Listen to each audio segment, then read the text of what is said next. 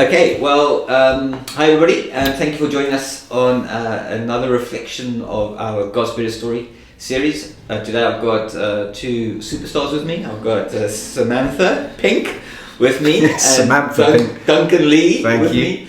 And yeah, if you don't know us, we have been going through a series called God's Better Story. We are basically at the end of that now, and what we thought we'll do is we'll just have some reflections of the series, and we'll have an unscripted conversation between the three of us who have been involved in series, whether it's in preaching or in seminars and so on. So, like I said, it's unscripted, and we'll just see what comes out of it.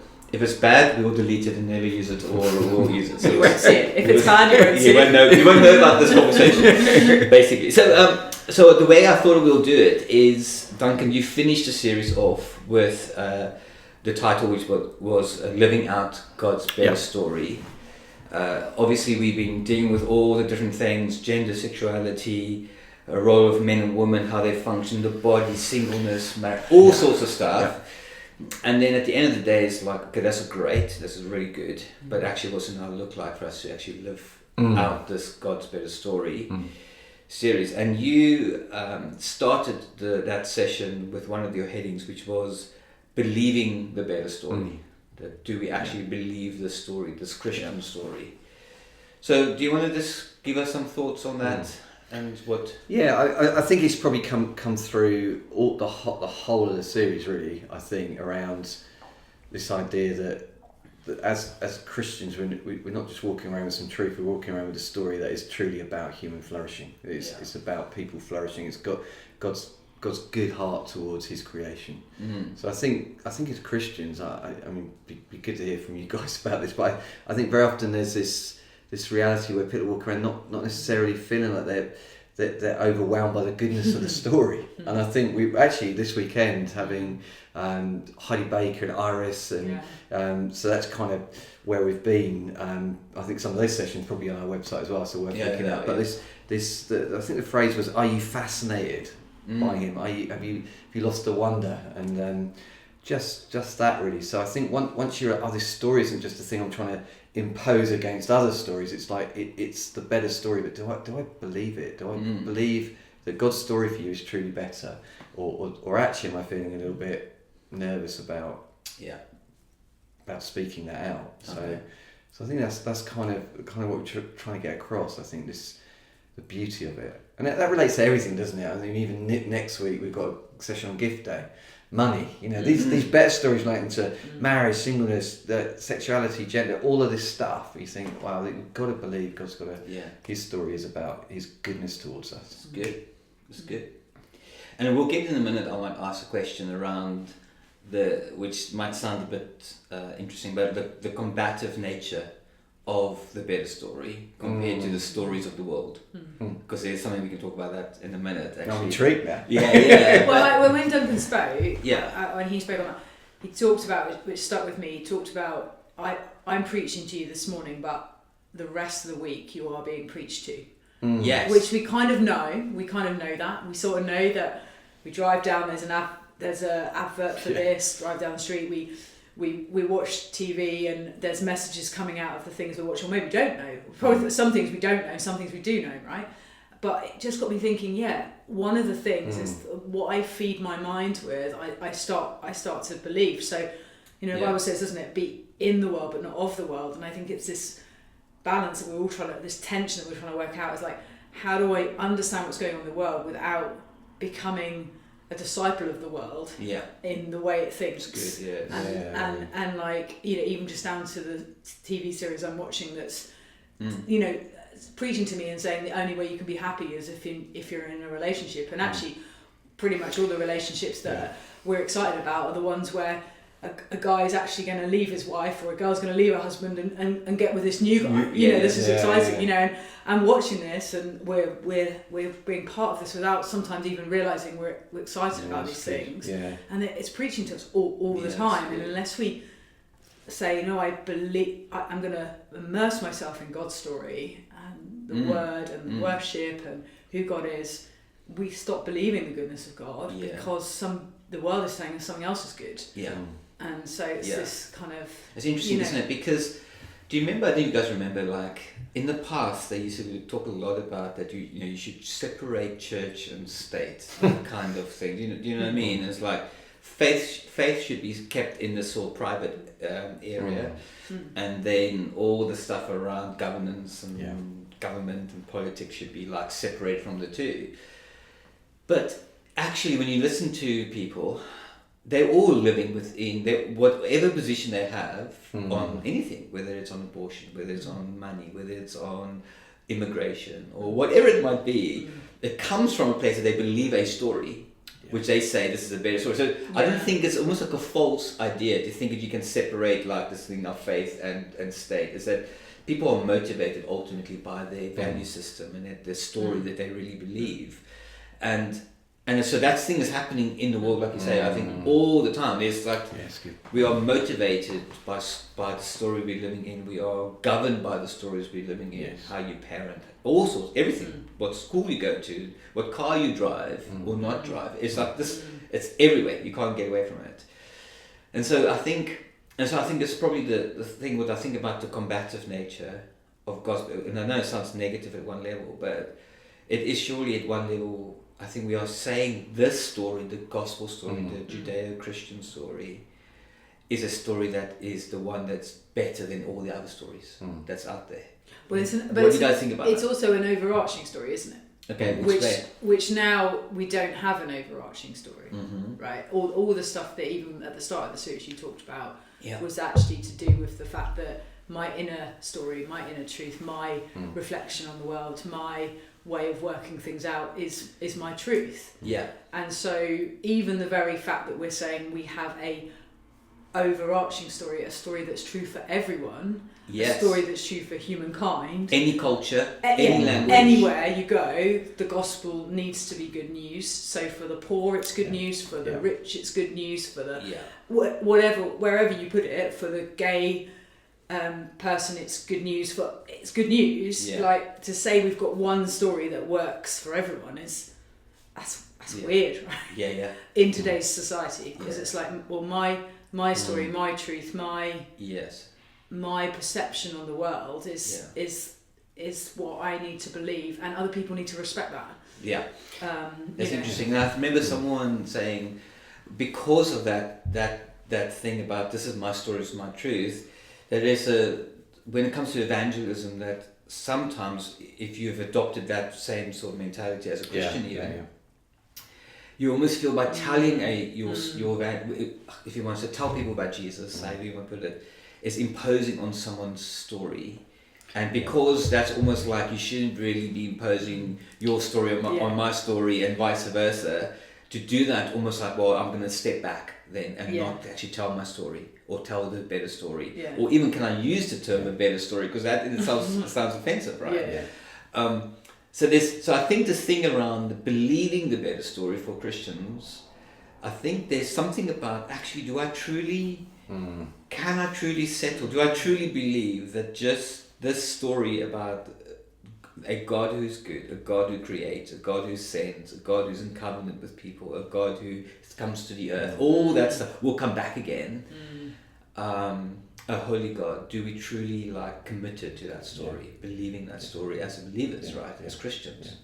I think it's interesting because I don't know, I get quite practical about this. I think sometimes this to your point, the overarching story and what you're saying, the goodness of that story, and it is often told through people who just look miserable. It's like, it's that good a story, Chris. Could you tell your face? It's like, this is, and I think, or apologetically, or it's got to be good news that if someone is suffering, let's call it physical sickness for a moment, that we have a God who can heal. Because it's got to be, and yet we don't often, the joy of the Lord is often so far down, it's like not very visible. So some kind of, and even good news to the poor and good news to the broken, and how that gets carried. Whereas often I wonder if we've just felt like we've got to fix people. And so I think some of the journey, certainly I've been on, is like when someone turns up at church, just let's say they've come to church, obviously we go to people, but they've come to church in there with all of what's going on for them.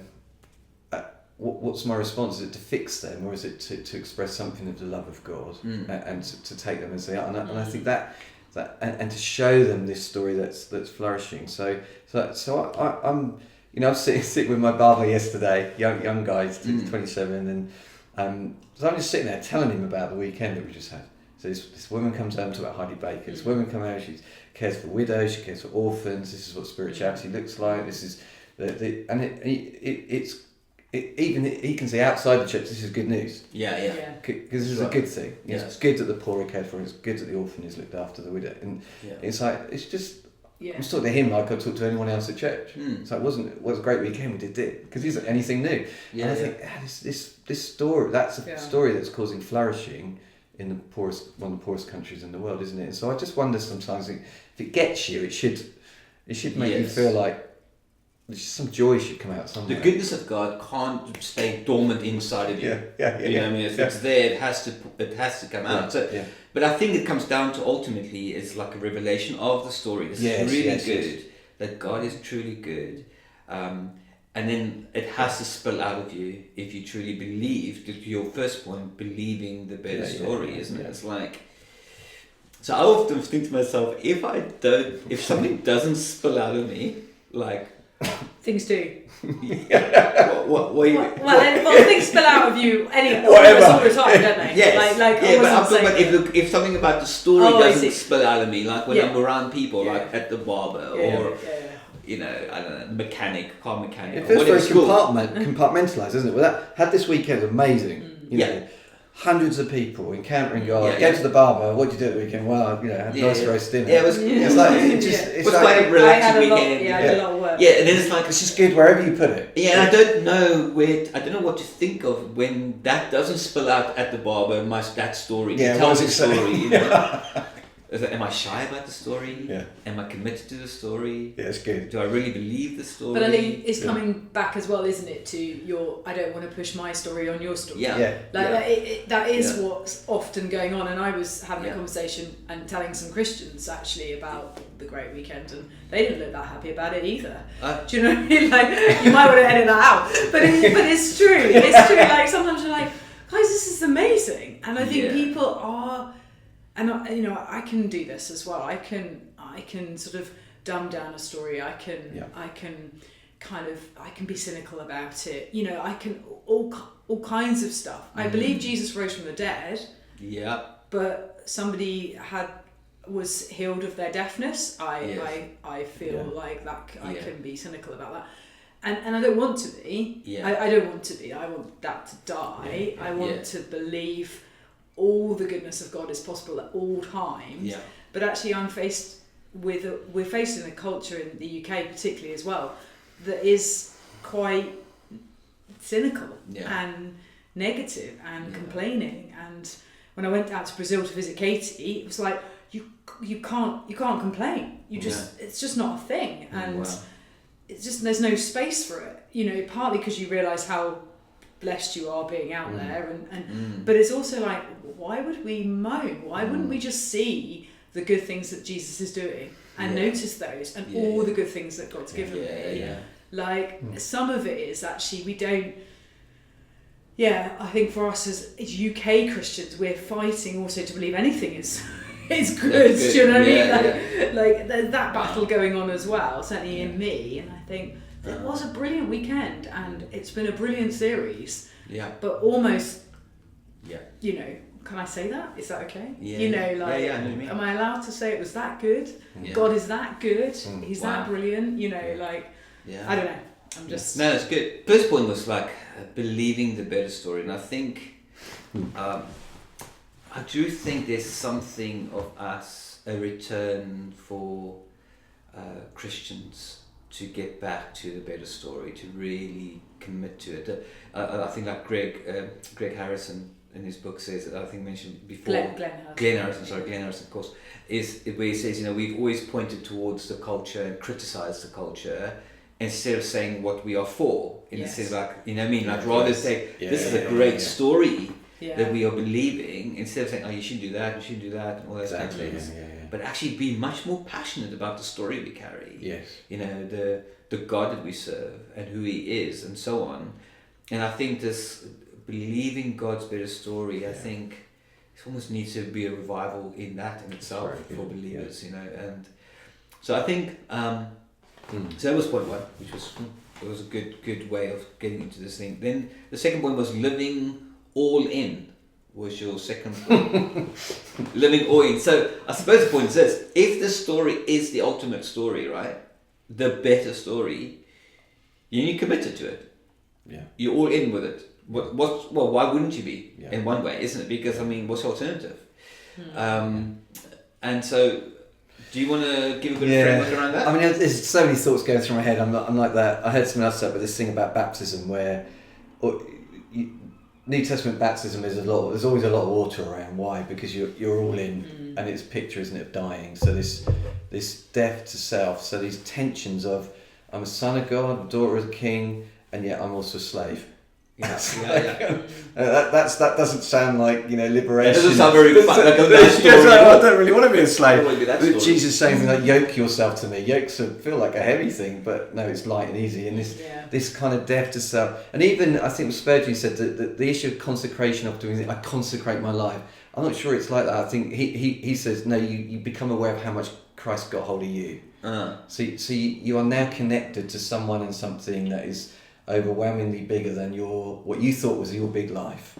And actually I'm all in, I'm dying to that, and that is right down to the little promptings of the Spirit. Go and give that person on the street a coffee who's homeless, or tell them to pray for the dead and see them raised, whatever your spectrum is. But I'm like this thing in the West where it's like I come to church, I'm involved in some good programs, I go home, I kind of separate that out, whereas you are now you are consecrated to Christ. You are sort of your whole life surrendered to Him, and so I think you are dead. So I think you're asked that at baptism, but I think we're asked that every day. Are you dead to yourself? Not much. There's a lot of dunking around still. It's not pretty sometimes. But it does mean like I've told you not to judge. So I'm going to die to that. I'm told you to love that person who feels like unlovable to you. There's a whole bag of stuff that says, it's bigger than if Jesus, you love them, I need to love them. That's hard. I'm going to die to myself and surrender my life to you. It's very practical, but I think that's every day we're dying to that self. That phrase of yours, I think, is great. Yes, Lord.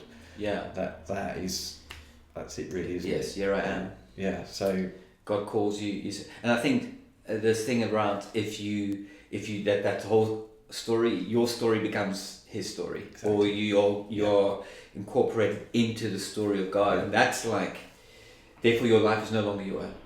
It becomes your life is His. And I think that's part of that transformation journey, isn't it? Totally. It's an ongoing surrendering to God. Partly, again, and this is the thing, if you don't get this right, almost like, again, who He is, it becomes motivated by the wrong stuff. Where it's like how do I love God? Because He loved me first, right? He's motivated, He took the initiative towards me. So I'm now pulled into the story, and now this is ongoing life of surrender, exploration, faith, all that kind of stuff. Which I think it's very different, isn't it, to just coming to church on a Sunday? Yeah. And I think the better story thing is interesting because, again, I think where would my life be outside of Christ? And the framework by which I'd be living within the world's patterns, I think it's not working at so many levels. And yet God rescued me and gave me eternal life, but also said there's a way to live now that would enable you to flourish. And it may feel sacrificial at times, but then you look back and think, if I'd followed that path, I'd been in a right mess. But this apparently sacrificial path has brought flourishing. So you think the living out of that is, and I look at it, I think it's generational. I think you look at people, you think it's generations that are impacted. So this idea that you joined this moral, ethical club that has a slightly different way of living. It's like, no, you've died, you've come alive through death. It's remarkable, isn't it? It's like, and a result of that, fruitfulness and life is a different position. So it's interesting, isn't it? Because when you like you said, when you die to yourself, again, you have to really be able to believe a better story. So you have to be able to believe it in order to do it. Otherwise, it's just legalism. Yes. If you believe God does have the best for you, then you choose to do his thing rather than the other thing that you want to do. And even if you don't understand what that might look like, right? Yeah, or even if you can't be sure that God's ever going to... I don't think I actually said it in my preach, but I nearly said it. It was a bit like, one of the things I was going to say was, when you tell a young person to stay pure, like as in sexually be celibate before they get married, not go and sleep around, sometimes we say in order to save yourself for the person who comes along, but it's not that. It's because God's asking you to do that for you. Yeah, because you're holy. Yeah, because you are holy. It's not about, because what if that person doesn't come? Then why am I bothering them? No, you're bothering. The motivation is wrong.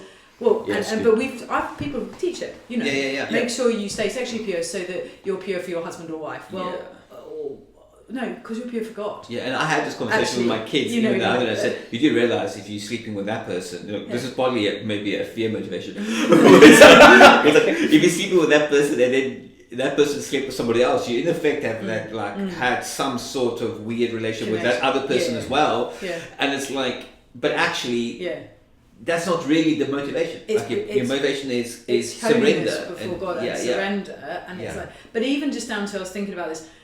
Some people know this, but I wanted to be a doctor, and I'd become a Christian at the age of 16, and I'd given my life to Jesus, and then I did this work experience, and I basically in a hospital, and basically decided not to be a doctor because in my little 16-year-old head, I had decided that I couldn't go to church on a Sunday if I was a doctor, and I needed to.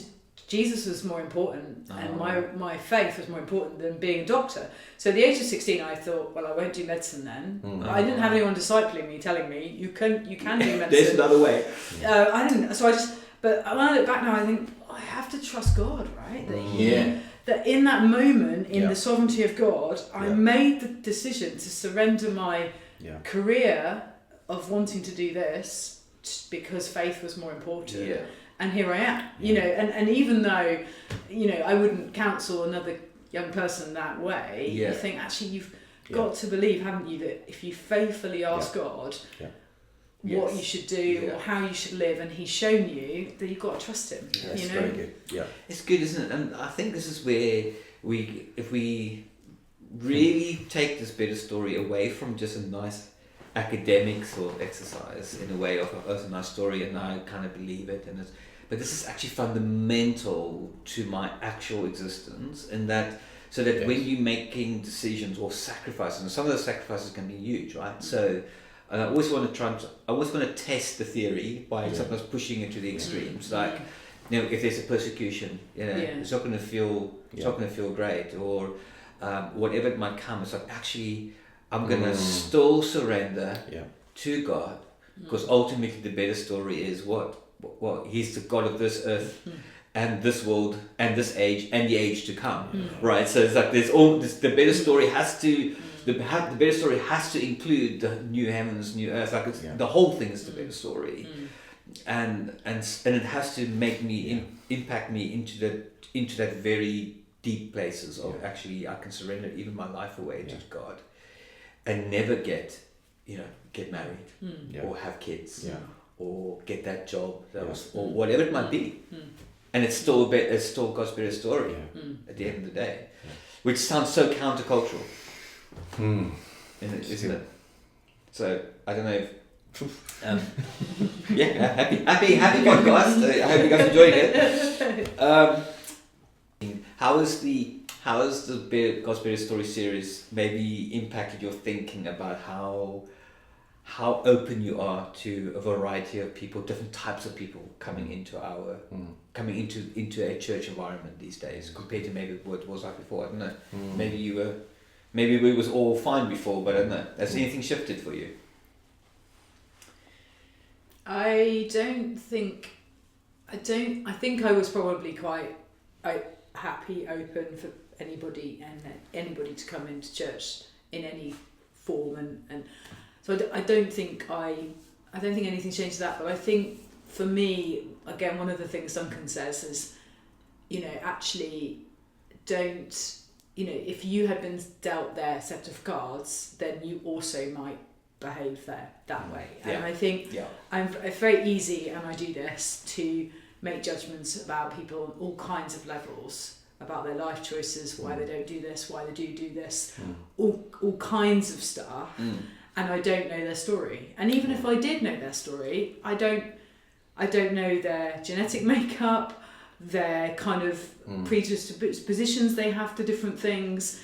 I just don't know. I mean, you look at it, don't you? You can have 2 children growing up in the same family, and they're so different. Yeah. Like exactly the same Yes. background in a sense, but living very differently or have very different challenges. And you think that always helps me to think through that and think, if I have a moment of judging for whatever that might be, I just want to pause and stop myself and go, you have no idea what you would be doing in that situation.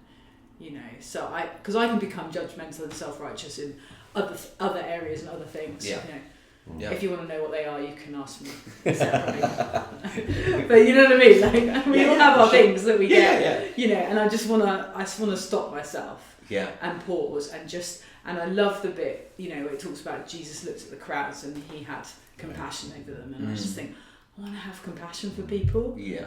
And compassion for myself sometimes, and that's what I want to be on the receiving end when I get it wrong, you know. So that's right. you know, so that's what I want to do. But I'm not sure it's changed anything particularly from a perspective aspect, but that's helpful. Good. Yeah, thank you. Yeah, I mean, I think it's good. I think it was in this preacher I talked about Ephesians 2. This where Christ has demolished the dividing wall of hostility. This particularly in that context, Jew and Gentile. But obviously, it's a picture of every division has been abolished through the cross. But for me, it means it's the cross is the great leveller.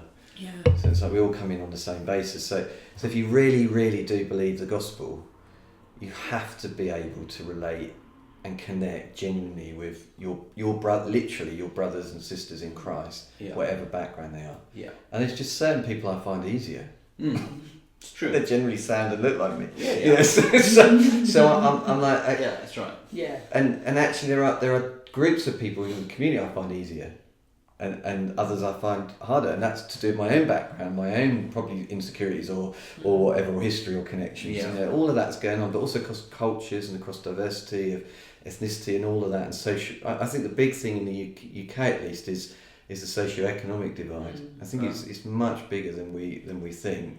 So we're certainly gathering people from we're becoming more multicoloured, which is beautiful. Yeah. But I think the socio-economic thing is quite often hidden and disguised. Yeah. The way we talk, the way we relate, who we'll have in our home, who we'll eat with, who we will connect with on a Sunday.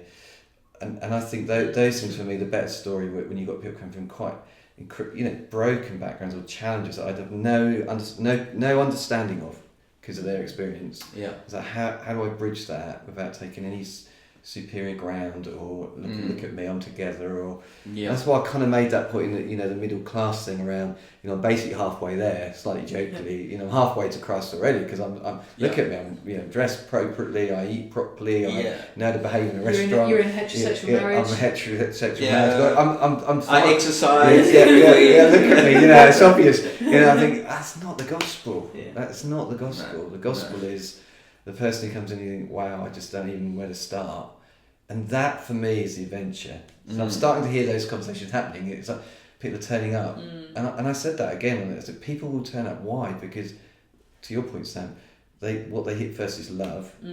And yes, they will get discipled and challenged, but love will be the first thing. And then the thing I'm wrestling with as we go there is like, can the church cope, and I mean myself in this and all of us, with levels of grey where discipleship's not as clear as we wish it could be. So someone's coming from this background, they've got saved, and you cannot click your fingers pastorally and say, sorted. Yeah. Because there's all sorts of results of decisions they might have made over years. Yes.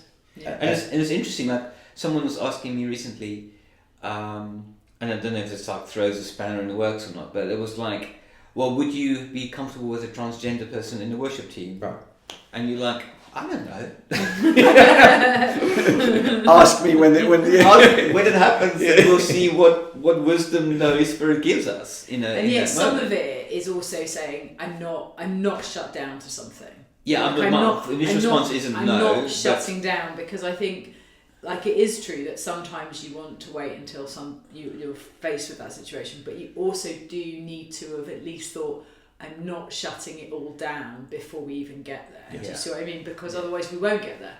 Yes. Because if you're shutting down even those kinds of conversations or considerations, actually we won't get there. Yeah. Because people will feel the opportunity is not even there. there. People will feel that, or will, for whatever reason, we won't even give the opportunity, or will create. So the fact that we're even willing to have the conversation, I think is really exciting. Like how you're saying, living in that grey and having a conversation. Because you just don't know someone's history. You don't know. And I think we're so far. I think we're so far in this church from taking the Bible and saying, well, it's a nice book, but this is our anchor, right? Christ's our anchor. The Word of God is like, well, we've got to work, but we've got to work it out. And Jesus is doing stuff where the religious is dealing with most of the time. Well, and also, if somebody said to you, would you allow somebody on the worship team that gossiped? I would want to have a conversation. But you might not know they do. No, I don't. Do you see what I mean? It might be happening and you might not know it. But one of the challenges, like we've always said with the kind of gender and sexuality thing, is it's much more obvious. Yeah. Often. Yeah. Yes. And therefore, whereas there are other things going on in my life, in all of our lives that are less obvious, or we kind of. I don't know. You know what I'm trying to say? There are things that you kind of think, oh yeah, we all struggle with that. You know, short temper or lack of patience. We would work through that with someone. It's true. True. You're right. So it is that whole thing, isn't it, of saying actually we are all a work in progress, but yet we don't want to compromise on. No. I think it's called religion, isn't it? When you point at someone. And say you're bad and I'm good. Yes. Well, that's a lot worse. What you've got going on there is a lot worse than. So you might want to put that rock down and toddle off somewhere and have a little thing. There might be a plank somewhere. I don't know. Someone talked about that, didn't they? I think there's something in the Bible. Well, and I like Dave Bennett in that sense. Yeah. I mean, we haven't talked about him because you talked about him in the last. Yeah, podcast we did. Then. Yeah. But I liked the way he talked, because he's pursuing holiness, right? Yeah. That's his thing. Yes. And I think for me, it's like, that's the question I'm asking myself. Yeah, it's great. Am I pursuing holiness in right. all areas of my life? Yeah, it's true. And that for me would be if they can be in the worship team, if they're pursuing holiness. Yeah. Do you see what I mean? That's what you want of everybody. Yeah, exactly. On my kids' team, I want people pursuing holiness. Yeah. I know that it's complicated and we're a work in progress, but it's good. That's what he's trying to do, and that was a provocation for me. Yeah, because again, I think that religion is an outcome, but we're talking about relationships, a journey, and I think we are on that journey, and that you're justified, but you're actually being sanctified, and it's allowing people to go on that journey in an environment that is both challenging and grace and love filled. It's good. That's the challenge. So I think what was really encouraging for us recently, again, like we've been doing the series, thank God we attracted a couple of people who are transgender or same-sex attracted and so on, and I think what's been encouraging was that they felt the environment was friendly, brilliant, not judgmental, wanting to come back again, all those kind of things, you know what I mean? And so to me and we are not compromising on truth. We are preaching the same way we've preached, we are worshipping the same way we worship. It's like literally, we're not changing in the sense our practice, but we have changed our attitude in some way. So hey, let's just be open, let's just see what the Lord does with people. Let's love people the best way we can. Let's not build those walls of hostility the moment you say hello to somebody and judge them and all those kind of things, and actually say, hang on, let's just try and love as Jesus loved people. So is there anything before we close that you guys feel like you want to raise in the conversation, discuss, ask? Otherwise, I'm good. That was fun. All good? Happy? Sounds really easy to just go and do this. Yes. Exactly. Yeah. We'll continue the journey, I think. Yeah. Continue the journey. Yeah. So we'll keep looking in the mirror first, I think. And that's a good idea. Yeah. Look in the mirror first. Yeah. So I think that's probably all we need to do. Thank you for joining us. I hope you found it helpful, and God bless you as you yourself work out God's better story. And thank you very much for joining us. Bye bye. Thank you.